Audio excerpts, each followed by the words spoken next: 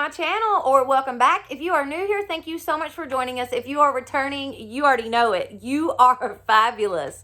Okay, so today's video, first of all, we are starting out in my craft room because number one, it is the most quiet, peaceful place in the whole house, and it is so super nice outside right now that I am finally getting back into my craft room.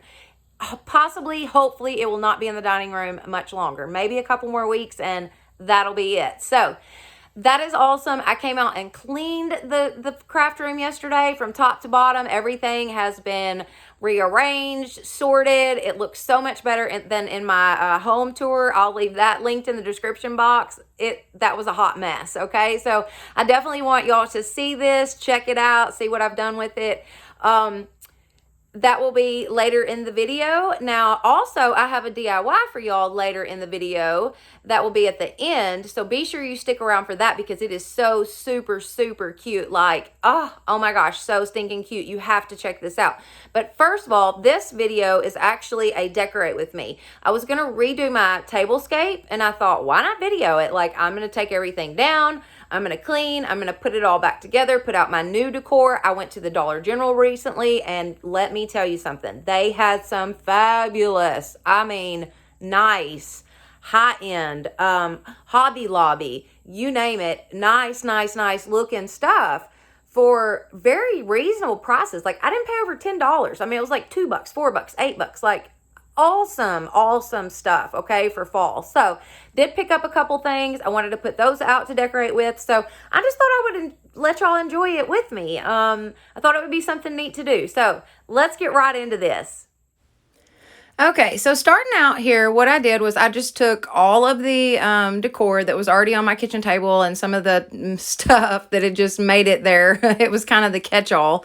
I just cleaned that real good. Now, I took this tablecloth that I got from the Dollar General store for $8, put it across there. It didn't look just exactly right because it was square, and I ended up getting a circle one. Look at these little things. $1, y'all. $1 a piece from the Dollar General store. And that little truck, the little metal farmhouse truck, that was like $4. Yeah.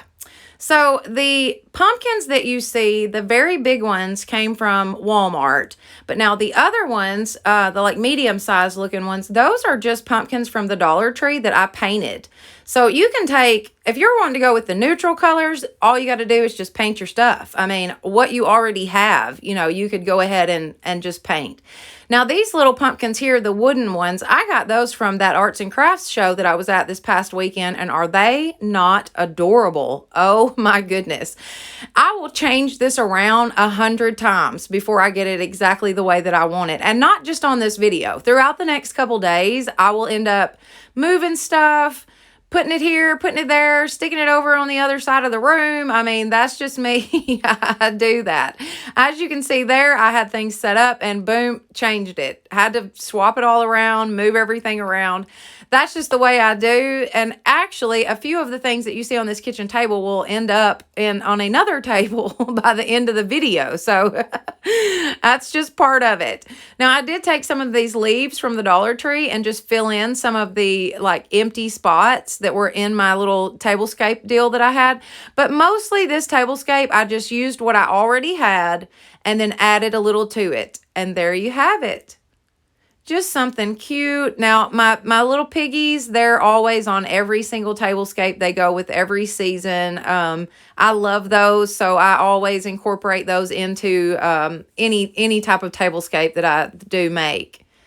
I just love this. Now, that little deal there, I got that little wagon for $1 at Dollar General store. Throw a couple pumpkins in and hey. All right, so these placemats I got from the Dollar General store for $2 a piece. And I bet y'all know what we're about to do with them because I've done it a million times on my channel, but we're making pillows, okay? These are the prettiest, most high-end looking pillows that I've ever made. They look so nice, y'all. This is such good quality material for $2 a piece. So the pillow in total cost me $4 to make because I used an old pillow to stuff it with, and they turn out fantastic. All right, so I just glued all four sides together. Once I got to the last side, I just simply glued only half of it so that I would still have an open space to stuff my pillow with. As you see there, I just glued it halfway, stopped, and then I'm just going to stuff that dude. Now, I do make sure to put my stuffing far into the corners and push it out, you know, making sure that it really fluffs out that pillow. Now, once I get it full, I'm just going to take my hot glue, close her up, and boom, you have got a fall decor pillow. How stinking pretty is this? Like, it's gorgeous. The video does it no justice. It's really a very pretty pillow. It's just gorgeous. I love it. I ended up making 2 of them. I love them. They go so good in my living room. Now, this I just wanted to share with y'all. I took the garland that I had put over the front door. You know, it was a little too long for my front porch. I actually took that and placed it over my curtains in the living room, and I think it is cute. Let me know in the comments. Do you like it over the curtains or no? You're not going to hurt my feelings, be honest. So I think all of this really came together. It looks so great in my living room. I'm super proud of it. This candle here, which was already in the amber glass, and it is a pumpkin spice candle.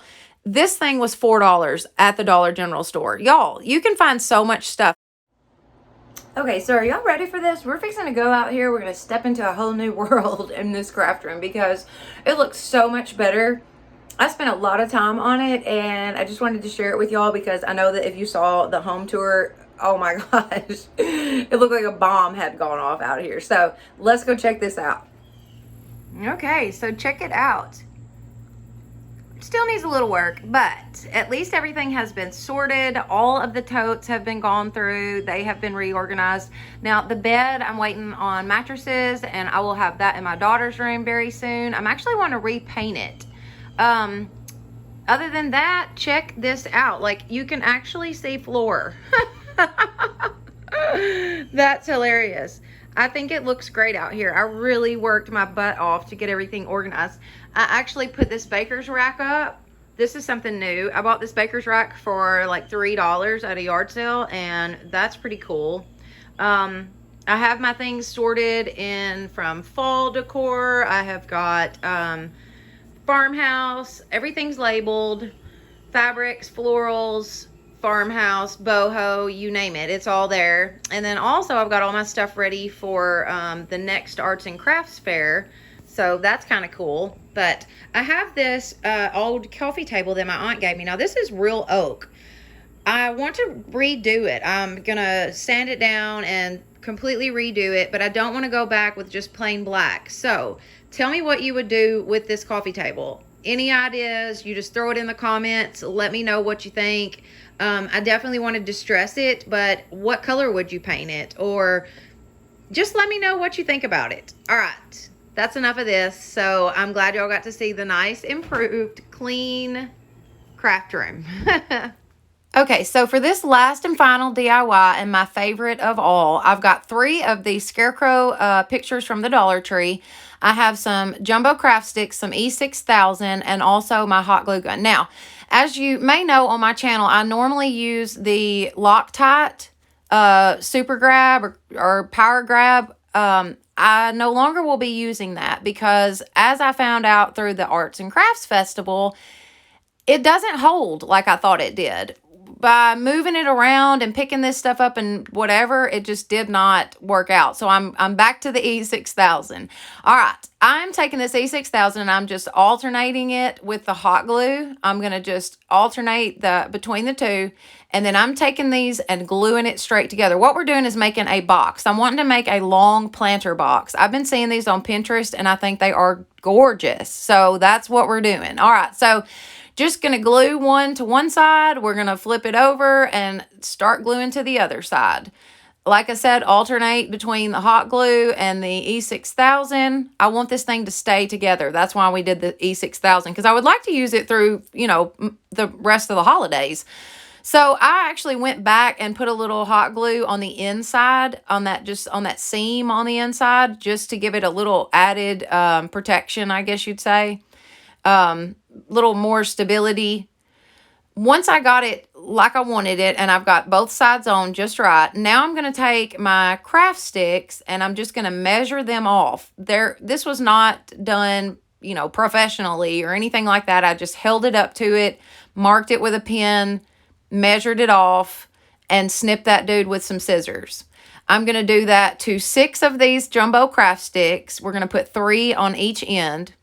And all I did was like a little dot of E6000, and then I did a little dot of hot glue and popped that dude right on.